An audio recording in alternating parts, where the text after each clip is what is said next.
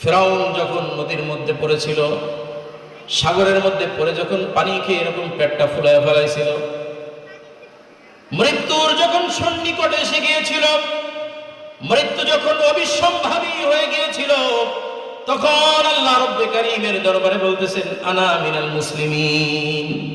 কি বলে?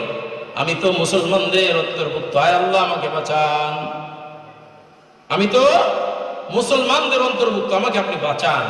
আল্লাহ বলছেন, মুফসিদিন, এই বেটা তুই কিসের মুসলমান? তুই তো সন্ত্রাস। সবচেয়ে বড় সন্ত্রাস ছিল না ইয়ার শত্রু ফিরআউন? তুই তো বড় সন্ত্রাস, তুই কিসের মুসলমান? এই জন্য তাওবার সময় থাকা অবস্থায় তাওবা করা। মুসা আলাইহিস সালাতু ওয়াস সালামের চাচাতো ভাই কারুন, নাম শুনছেন? এক পাপিষ্ঠ কারুন। কারুনের অনেক সম্পদ ছিল, আল্লাহ তাআলা অনেক সম্পদের অধিকারী করে দিয়েছিলেন। এর অনেক কারণ আছে। আল্লাহ তাকে কোষ্ঠী পাথর দিয়েছিলেন, পরশ পাথর দিয়েছিলেন। কি পাথর? পরশ পাথর দান করেছিলেন হযরত মুসা আলাইহিস সালাতু ওয়াস সালামের মাধ্যমে। এই কারুন বহুরূপী মানুষ ছিল। একবার মুসা আলাইহিস সালাতু ওয়াস সালামের অনুসারী ছিল, এরপরে একটা পাথর পেয়েছিলেন। সেই পাথরের নাম হলো কুষ্টি পাথরের নাম হচ্ছে পরশ পাথর। যার সাথে লাগায় তাই স্বর্ণ হয়ে যায়, যার সাথে লাগায় সেটাই কি স্বর্ণ। এইভাবে স্বর্ণ করতে করতে করতে করতে হোটেল সম্পদের মালিক হয়ে গেছে কারণ। এটা তো আল্লাহ তাকে বানাইছেন নাকি? কারণকে আল্লাহ তাআলা মুসা আলাইহিস সালাতু ওয়াস সালামের মাধ্যমে বললেন, ও কারণ, তোমার তো যাকাত ফরজ হয়ে গেছে, তুমি এখন যাকাত দাও। ওই ব্যক্তি যাকাত দিতে অস্বীকার করলো। কিসের যাকাত? আমার সম্পদ একটু বাড়ছে, তোমার আর তোমার আল্লাহর আমার সম্পদের প্রতি লোভ লাগছে নি? নাউযুবিল্লাহি মিন যালিক। একটু সম্পদ দেখছো আর তোমরা দুইজনে শুরু করছো আমার থেকে টানাটানি, না আমি কোনো যাকাত দিতে পারবো না।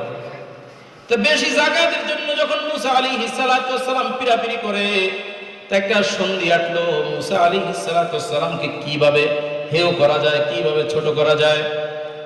মুসা আলাইহিস সালাতু ওয়াস সালামকে ছোট করার জন্য ওই ব্যক্তি ফন্দি আটলো, এক মহিলা নর্তকীকে ভাড়া করলো।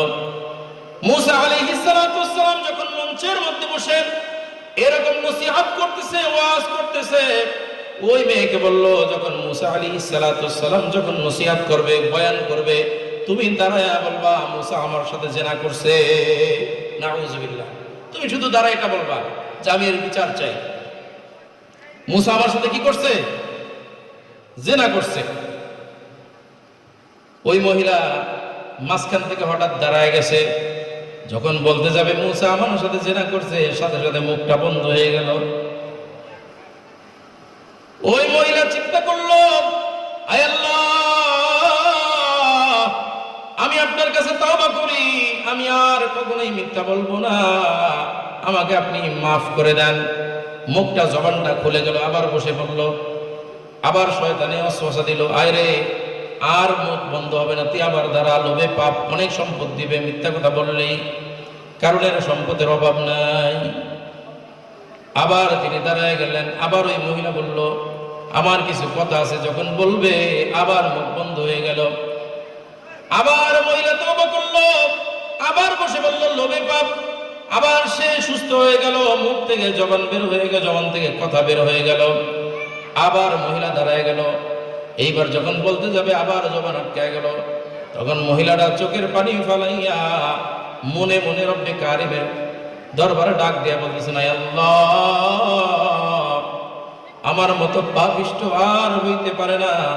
মুসা একজন আল্লাহর আপনার পয়গম্বর, আয় আল্লাহ, আপনি যদি আমার জবানটা আপনি দিয়ে দেন, আমি মুসা আলাইহিস সালাতু ওয়াস সালামের নিষ্কলঙ্কর জবান থেকে বলে দিব তিনি নিষ্পাপ।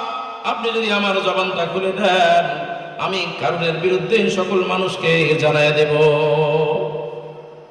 মুসা আলাইহিস সালাতু ওয়াস সালামের সামনে মহিলার জবানটা খুলে গেল। মহিলা বলতেছেন, ও আল্লাহর পয়গম্বর মুসা, আমি আপনার প্রতি ঈমান আনলাম, আর সাথে সাথে এও বলে দিলাম আপনার চাচাতো ভাই এই কারণ আমাকে আপনার বিরুদ্ধে লেলায় দিয়েছে, টাকার লোভ দিয়ে আপনার বিরুদ্ধে এরকম ষড়যন্ত্র করেছে। মুসা আলাইহিস সালাতু ওয়াসসালাম রাগী মানুষ, বললেন আয় আল্লাহ, এই মাটিকে আমার আয়ত্ত করে দেন। মাটিকে কি করেন? আমার আয়ত্ত করে দেন। মাটিকে মুসা আলাইহিস সালাতু ওয়াসসালামের আয়ত্ত করে দিলেন। মাটিকে তিনি যা বলবেন তাই শুনবেন। মুসা আলাইহিস সালাতু ওয়াসসালাম বললেন, ও মাটি ধর, মাটি ধর। মুসা আলাইহিস সালাতু ওয়াসসালামের অর্ডার পায়া মাটি তাকে ধরে ফেললো, দেবে গেল। তখন এক কারণ বলতেছে, আয় ও মুসা, বুঝতে পারছি, আমাকে তুমি খুন করে আমাকে মেরে তুমি আমার সব সম্পদ তুমি আর তোমার রব ভোগ করবা। নাউযুবিল্লাহ। তুমি আর তোমার আল্লাহ আমাকে মেরে আমার এই সব সম্পদ নিয়ে যাবে না? বুঝতে পারছি তোমাদের ফন্দি। মুসা আলাইহিস সালাতু ওয়াসসালাম বলেন, আয় আল্লাহ, তার যত সম্পদ রয়েছে সব সম্পদ আপনি মাটির নিচে দাফন করে দেন। তার সাথে সাথে সম্পদগুলো দাপতেছে আর দাপতেছে। যখন হাঁটু পর্যন্ত গেল তিনি কান্না করতেছে, ও মুসা, আমাকে ছেড়ে দাও। যখন মাজা পর্যন্ত গেল, ছেড়ে দাও। যখন এরকম বুক পর্যন্ত গেল, কাকুতি মিনতি করে কান্না করতেছে। মুসা আলাইহিস সালাতু ওয়াসসালামের মন গলে না। মুসা আলাইহিস সালাতু ওয়াসসালাম কিছু বলতেছে না। মুসা আলাইহিস সালাতু ওয়াসসালাম বসে রইলেন। যখন তিনি ওই কারুন মাটির নিচে চলে গেল, আল্লাহ রাব্বুল আলামিন মুসা আলাইহিস সালাতু ওয়াসসালামকে ডাক দিয়ে বলতেছেন, ও মুসা, তোমার দিলটা তো বড় শক্ত, তোমার দিলটা বড় শক্ত, বড় কঠিন। ওই কারুন বারংবার তোমাকে, মুসা আমাকে বাঁচাও বলে কতবার চিৎকার করলো। ও মুসা, একবার যদি আমাকে বলতো, হায় আল্লাহ, আমাকে মাফ করে দেন, ও মুসা, আমার জাতের কসম, আমিও তাকে মাফ করে দিতাম। সুবহানাল্লাহ। ভাই দোস্ত, এই জন্য তাওবা শুধু করতে আমরা দেরি করি, রব্বে কারীম আমাদের তাওবা কবুল করতে দেরি করে না। ঠিক কি না? যারা তাওবা করে আল্লাহ তাআলা তাদেরকে 4টা পুরস্কার দিবেন। কয়টা পুরস্কার? আত-তাইবু হাবিবুল্লাহ। এই 4টা পুরস্কার আমরা পাইতে চাই কি চাই না? 1 নম্বর হচ্ছে আত-তাইবু হাবিবুল্লাহ। যে ব্যক্তি তাওবা করে আল্লাহ তাআলা তার বন্ধু হয়ে যায়। সুবহানাল্লাহ। আল্লাহ তাআলা তার বন্ধু হয়ে যায়। হাবিব অর্থ বন্ধু, খলিল অর্থ বন্ধু। কিন্তু খলিল এমন বন্ধু যে বন্ধুকে খুশি করার জন্য সর্বদা ব্যস্ত থাকে। আর হাবিব এমন বন্ধু, যেই বন্ধু ওই বন্ধুকে খুশি করার জন্য ওই হাবিব বেশি বেশি চেষ্টা করতে থাকে। সুবহানাল্লাহ। এই জন্য আমাদের নবীকে বলা হয় হাবিবুল্লাহ। আমাদের নবীজিকে কি বলা হয়? হাবিবুল্লাহ। আমাদের নবীজিকে বলা হয় হাবিবুল্লাহ।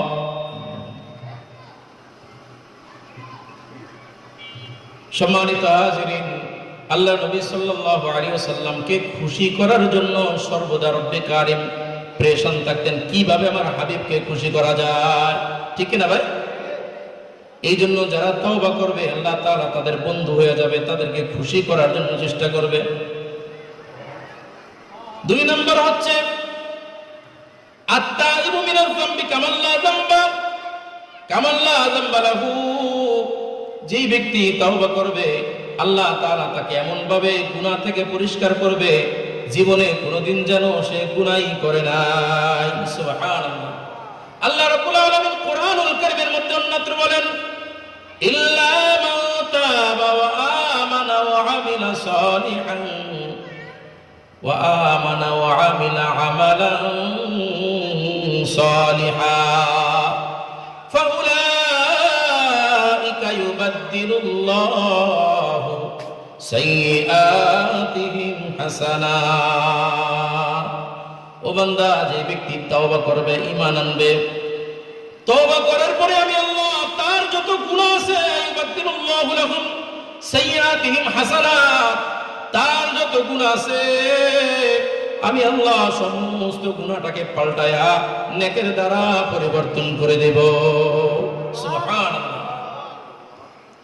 2 নম্বর গেল। 3 নম্বর, আল্লাহ রাব্বুল আলামিন শয়তানের ওয়াসওয়াসা থেকে আল্লাহ তাআলা তাকে হেফাজত করবে। সুবহানাল্লাহ। শয়তানের ওয়াসওয়াসা থেকে, শয়তান তাকে ওয়াসওয়াসা দিতে পারবে না। 4 নম্বর হলো আল্লাহ রাব্বুল আলামিন মৌতের সময় তার সমস্ত টেনশন, চিন্তা, ভয়, ভীতি দূর করে দিবেন। সকলে বলেন না সুবহানাল্লাহ। এটার চাইতে উত্তম কোন বদলা, উত্তম কোন হাদিয়া, পুরস্কার আর হইতে পারে? সুবহানাল্লাহ। আল্লাহ রাব্বুল আলামিন বলেন, আমার সময় শেষ হয়ে যাচ্ছে, এজন্য শেষ করে দিচ্ছি। আল্লাহ রাব্বুল আলামিন কুরআন কারীমের মধ্যে বলেন, ইন্নাল্লাযীনা ক্বালু রাব্বুনাল্লাহ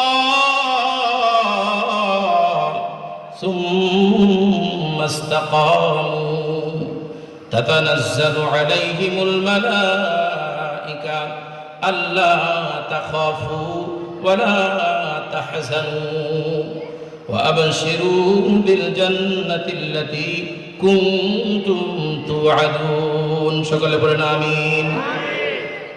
আল্লাহ রাব্বুল আলামিন বলেন, ইন্নাল্লাযীনা ক্বালু, যারা বলবে রাব্বুনাল্লাহ, আমার রব আল্লাহ, বলেন আমাদের রব কে? বলেন আমাদের রব কে? যারা বলবে আমার রব আল্লাহ, সুম্মা ইসতাকামু তাতানাজ্জালু আলাইহিমুল মালায়েকা, এই কথার উপর যারা ইস্তেকামাত থাকবে, অটল থাকবে, তাতানাজ্জালু আলাইহিমুল মালায়েকা, আল্লাহ তাআলা ফেরেশতা নাজিল করে দিবেন তার মওতের সময়। ফেরেশতা এসে বলবেন, আল্লাহ তাখাফু, ও বন্ধু, ও দোস্ত, তোমার কোনো ভয় নাই, ওয়ালা তাহজানু, তোমার কোনো চিন্তা নাই, তোমার কোনো ভয় নাই। আল্লাহ তাখাফু ওয়ালা তাহজানু ওয়া আবশিরু, দোস্ত, মৃত্যুর পেরেশানি নিও না, ওয়া আবশিরু, সুসংবাদ নাও, সুসংবাদ নাও, সুসংবাদ গ্রহণ করো, সুসংবাদ নাও।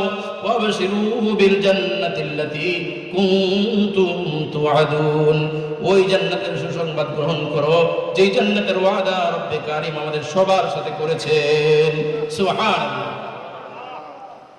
যদি মৃত্যুর সময় জান্নাতি ফেরেশতারা সুন্দর সাজে সেজে, আতর গোলাপ নিয়ে, মেশক আম্বার নিয়ে আপনার কাছে এসে বলতেছে, ও বন্ধু, তোমার কোনো চিন্তা নাই, তোমার কোনো ভয় নাই, তোমার কোনো টেনশন নাই, তোমাকে যেই জান্নাতের ওয়াদা রব্বে কারীম করেছেন ওই জান্নাতের সুসংবাদ তুমি গ্রহণ করো। সুবহানাল্লাহ। আর কোনো টেনশন থাকবে? এরপর আরো বলবেন, নাহনু আউলিয়াউকুম ফিল হায়াতিদ দুনিয়া ফিল আখিরাহ ওয়া লাকুম ফিহা মা তাশতাহি আনফুসুকুম ওয়া লাকুম ফিহা মা তাদউন নুজুলাম মিন গফুরির রহিম। নাহনু আউলিয়াউকুম ফিল হায়াতিদ দুনিয়া ওয়াল আখিরাহ। ও দোস্ত, এখানেই তোমার বন্ধু, আমরা নয়। এখানে যেমন বন্ধু, দুনিয়ার কোনো টেনশন নাই। মানুষ যখন মারা যায়, মারা যাওয়ার উপক্রম হয়, তখন তার দুইটা টেনশন হয়। যদি সন্তান সন্ততি রেখে যায়, স্ত্রী পুত্র পরিজন রেখে যায়, চিন্তা করে আমি যখন মারা যাব তাদের হালত কি হবে, ঠিক কিনা ভাই? আর একটা চিন্তা করে আমি যা আমল করেছি এই আমল দ্বারা আমি জান্নাতে যাইতে পারবো কিনা। এই দুইটা টেনশনের জন্য আল্লাহ বলেন, নাহনু আউলিয়াউকুম ফিল হায়াতিদ দুনিয়া ওয়া ফিল আখিরাহ। ওই ফেরেশতারা বলবে, আমি তোমার যেরকম দুনিয়াতে বন্ধু, ও বন্ধু, তুমি জেনে রাখো আখিরাতে জান্নাতে পৌঁছার আগ পর্যন্ত তোমার সাথে থাকবো। সুবহানাল্লাহ। আমরা তওবা করতে পারবো ইনশাআল্লাহ? সবাই রাজি আছি ইনশাআল্লাহ? সম্মানিত হাজিরিন, আজান কয়টা? আলহামদুলিল্লাহ। হযরত